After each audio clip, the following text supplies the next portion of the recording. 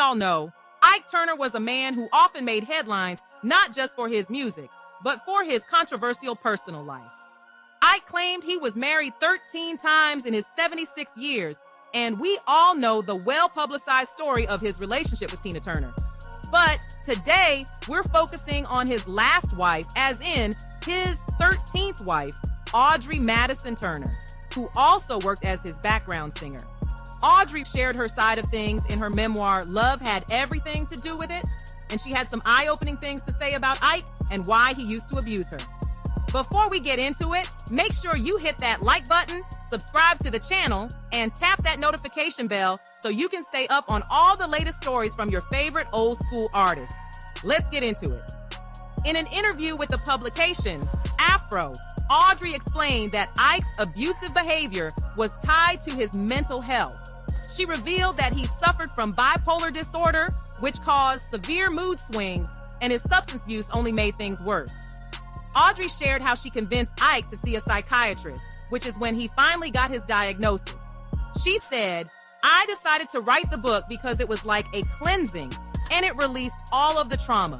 Also, I wanted the general public to have a better outlook and perspective on where Ike was mentally and emotionally. Because so often, as a nation, we turn on people who have mental health issues and define them by their behaviors rather than their condition.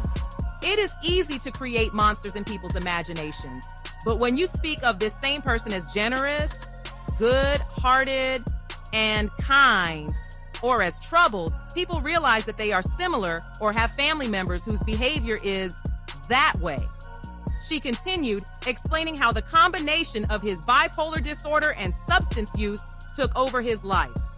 Ike suppressed a lot, and between the chemical imbalances and the cocaine, paranoia set in and took over his life, said Audrey.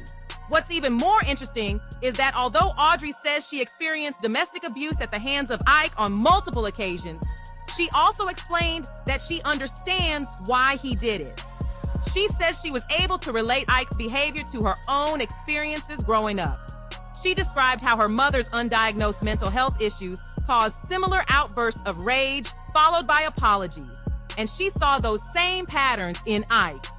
Audrey explained, "My mother would fly into a rage and hit me and then come back a little while later and hug me and call me her pretty little girl. And I began seeing that in Ike. One minute we're talking, and the next he slapped me, and then just as quickly he was apologizing, and we are both making excuses for why he did it," Audrey said. "I saw the connection and convinced him to get a professional diagnosis." Even after Ike's passing in 2007, drama continued as Audrey, Ike's attorney James Clayton, and Ike's kids legally battled it out in court over his estate. It was a complicated legal battle involving two conflicting, supposedly handwritten wills. And in the end, Ike's children were awarded control of his estate. Thanks for checking out this video. I love old school music, old school news with a new point of view.